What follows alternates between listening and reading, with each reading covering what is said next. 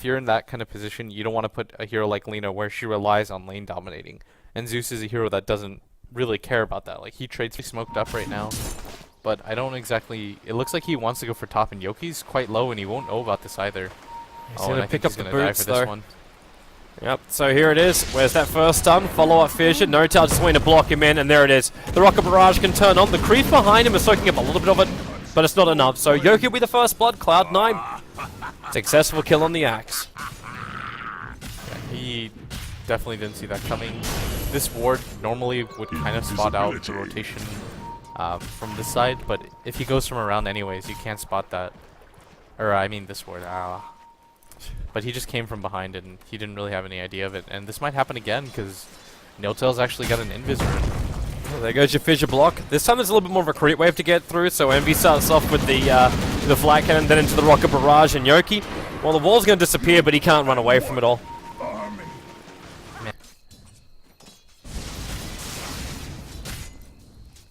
Resolution has a DD, but they rotate NoTail immediately just because of that. He's actually trying to get a stun off. He's got it. Thunder God's Wrath is available, so Resolution's going to drop. Level 2, it's the level 1 Fissure. It doesn't matter what the damage deals, it's mostly enough to be able to set up a kill and always want to fly. He's getting quite low. He's going to leave one stun off over on the Zeus, and now in comes Resolution. Just going to Sonic Wave down the Earthshaker, making his life a little bit more difficult than it really has to be.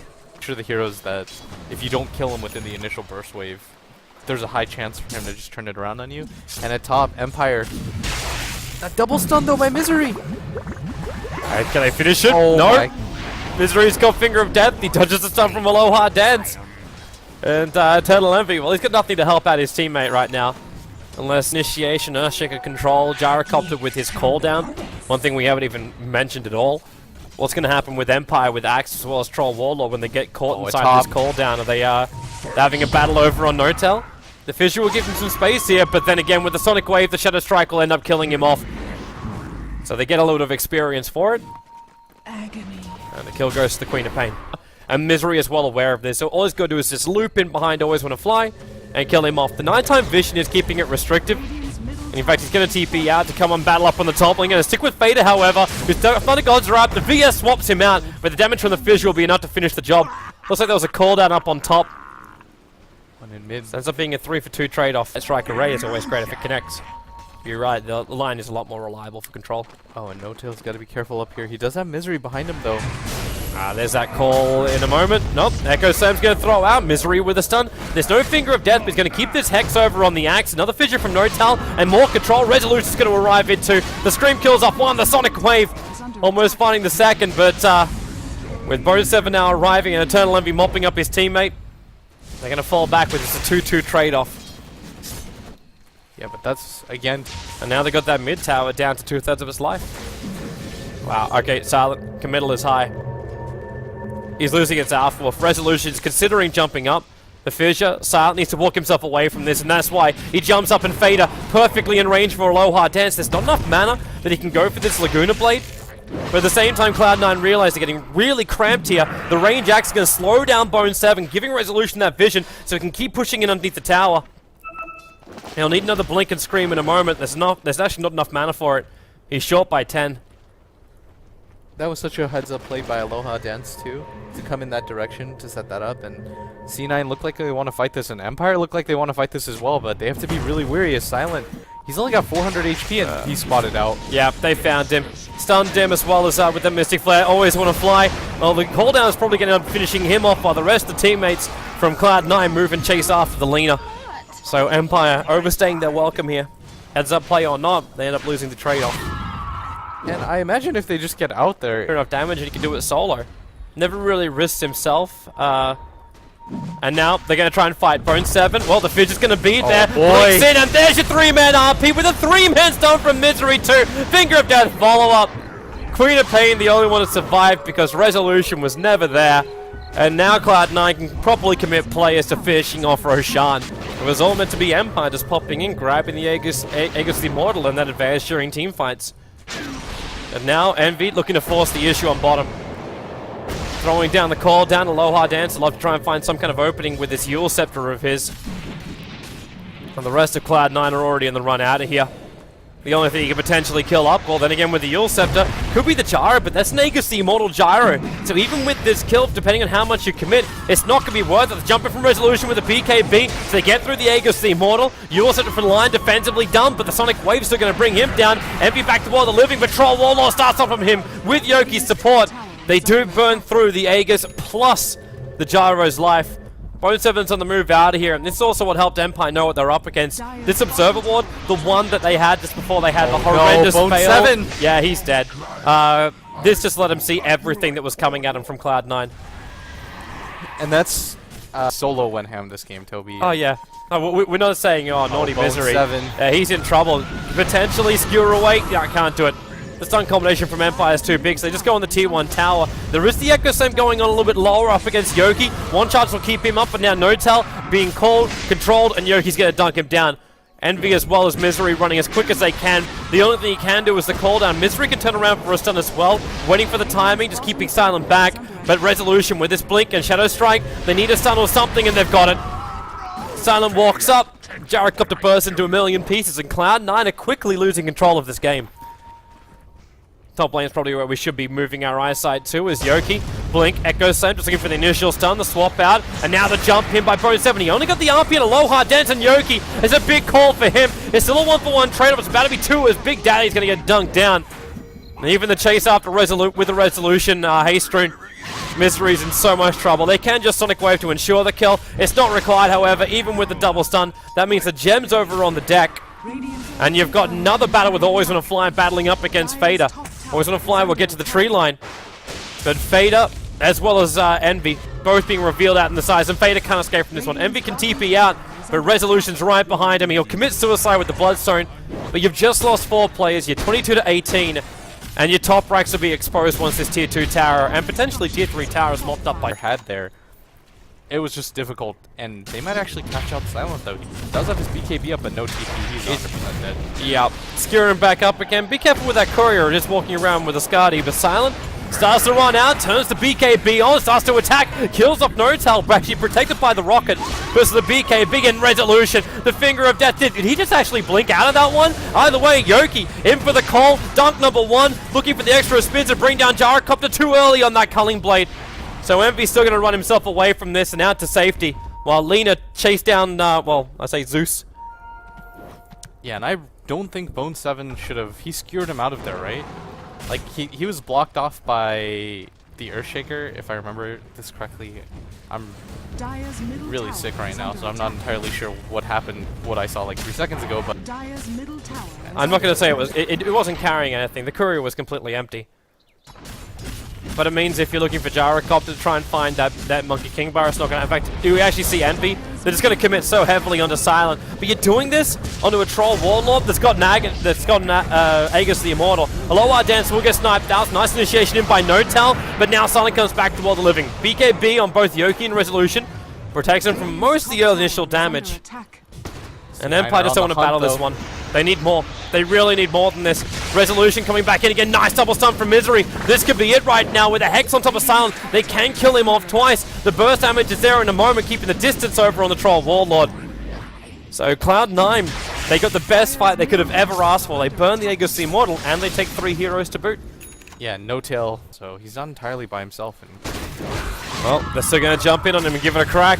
Look for that call. Bone7 actually getting called by Yoki. He's going to look for that dunk over on Bone7. Starts with the RP, can never get done. It's a double kill coming in the way of Yoki. At the same time, they lost Notel on the bottom. I say Big Daddy.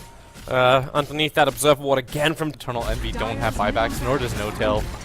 If you're C9, you're just, you know, bend don't break. You can't lose everything at this point. You have to be careful though, is really good initiation, and this might mean Always Wanna Fly is going to go down, and this is what they need to start off the fight so far. Aloha Dance still over on top of Fader, keeping him out. Overcommitting like crazy. Yeah. It's almost like you're trying to play the buffer, but they're taking so much damage. Their Silent's very, very low. And Fader, well, there's your Blink Hex, the stun from Misery, keeping Silent out. They just keep the Frost Armor up. Fader lets the ulti rip. He tried to go for a second with that Refresher Orb, and in fact he did do it. That's the reason why the Refresher went. The buyback will come out from the Zeus. Hearing a lot of damage, just Notel onto Silent. Could actually kill him off. Fader blinking himself out. The Fidge is going to control him. That's going to allow him to get a double kill into the hands of Fader. Yoki's back in the mid. They did not kill off this tier 3 tower in the bottom. And Cloud9 will repel. Isn't going to change the course of these fights. True. There's a Hex in the game. That's generally not going to save you if you have a Satanic. Like, you pop it early, then it doesn't really do anything. You pop it late, then Resolution just waits for your BKB to fade. And then 4 heroes jump on top of you and blow you up. And then you got no buyback. You can get to sit back there and say, was that really the greatest purchase of my life? Oh, Empire are stacked up a little bit, though. They're coming. They're very, very close. Bone7 needs that opening. The Echo Slam controlling up Silent with the Finger of Death. Your RP comes in, looking to control up Lisa. Holds on to Resolution, but I want to see if Silent's also going to die. He's on 110 HP, is able to back himself out of here. They lost the Vengeful Spirit and the Queen of Pain in the meantime. Bone7 skewers himself down, not in range of Yoki, then Zeus. He actually got the Troll Warlord as well as the Lina with that ultimate, the Thunder God's Wrath. And Yoki's on the run out here. Cloud9, they just want Roshan, Aegis, and Cheese. And the spot, so it's hard to run away from. Or at least helps with the team fight control. And then you got Lion with his Impale as well as Hex too. There's so much control everywhere you're looking. Now Yoki triggers the BKB. He just wants a quick and easy pick off on Notel, and he's going to get it. In fact, it's going to be the Queen of Pain who takes it and denies him the Culling Blade hit. On Empire to see where they want to go. Because Silent's just itching to fight. He's not fully 6-slotted, but with what he's got enough for him to fight. The only thing he's ever going to get more is a Satanic. As now they get some vision on Misery, jump into the Shiva's Guard, and they got him controlled. But Bone7 in for the RP. They're going to commit cooldown. Yep, plus the Flag Cannon turning on. Silent, however, just runs up to Bone7 out of the cooldown. Now moves over the Gyrocopter. Needs more damage. VS swaps him out. He gets the bash over on Gyrocopter. Can't finish the job. Heavy remains alive. Below our deads. Can't finish him at all. Heavy with a triple kill. Now Yoki comes back in again, but it's only the Aegis the Immortal that you're going to be losing here. Yoki's going to die here. The jump up from Earthshaker ends the spree. 749 gold gets to come his way, and it's a 5-for-2 trade-off with Cloud9 coming out ahead. Yeah, now you're starting to see Bone7 have a ton of impact. Just trying to... He's experienced will probably be a better word. In the late game, Cloud9's basically it. C9 were smoked up, but Fada and Envy are going to just break it. Look like they're on the run, and always want to fly. Going to go down. Silence caught out as well. That's actually a big hit. The Fissure was able to catch Silent on the high ground. And with a quick follow-up with the Mag RP, they already used their refresher off once. Doesn't really have money. They're Lina. Neither does he. At worst, though, they lose 2 racks here. Doesn't look like C9 are interested in potentially going for the throne. Maybe they're satisfied with both set of racks here. Clear out some buildings. Vader's jumping in. Notel again with this Fissure. They're going to skew it back, but it's already over. Always want to fly, getting fingered down by Misery. That cooldown timer is just ridiculous. 20 seconds every single finger. And all he needs to do is just have one range creep to soak the mana out of. Up for Envy, and he's still got enough money for a buyback. The Earthshaker's the only one who doesn't, but it's only 173 gold, so it's not too hard. Looks like Yoki is considering an engagement on bottom. But Bone7's right behind him, so he starts with the Shiva's Guard, controls the Lion, the Sonic Wave as well. It's going to be a dunk very quickly down on top of the Lion. The BKB made sure it could happen, but then it's just a quick buyback. They want more, chasing down Notal. In comes the call out. Big RP from Bone7. You asked for the clutch one. There it is, Yoki coming in. He wants to dunk and claim it, but Gyro just turns on the ultimate as well as the Flag Cannon. Empire get mopped, and Resolution will TP himself away to safety, but it just seems like now the walk to victory. For team fights, it looked like for a second that there was quite a big of an advantage for Empire. I mean, look at the gold swing alone. It looks just like a huge mountain. Like it's just, it goes up and then it swings all the way back down, and they don't want to be on this roller coaster. Well, there's no option to get off unless you're going to GG it out. There's your RP again from Bone7, giving Faye the distance, and I think that's the point. To give us the white flag, and well, it's a no-no from Resolution and GG from the rest of it. That's going to be Team Empire losing game number 1 up against Cloud9. Cloud9. One victory away. If they can take the second map, a second round, they could find themselves very comfortably up against Na'Vi tomorrow night. I'm also interested to see us. Okay, guys, well done. Just, well done. Still, I'm interested to see how you can go up against Na'Vi. Cloud9, maybe a little bit shaky after Star Ladder. Those games didn't go perfectly their way, even though the result is something they were still reasonably happy with. It was in second place. Yeah, C9 didn't walk away with this victory. hotly contested game though. It looked like they had their moment, obviously, at Roshan, and then Empire just quickly. Man, I want to. It's like the best way to describe it, but the Empire, they quickly struck back and they took all. I mean, they took that Rax, and it looked like they could have gone more with the buybacks on CD.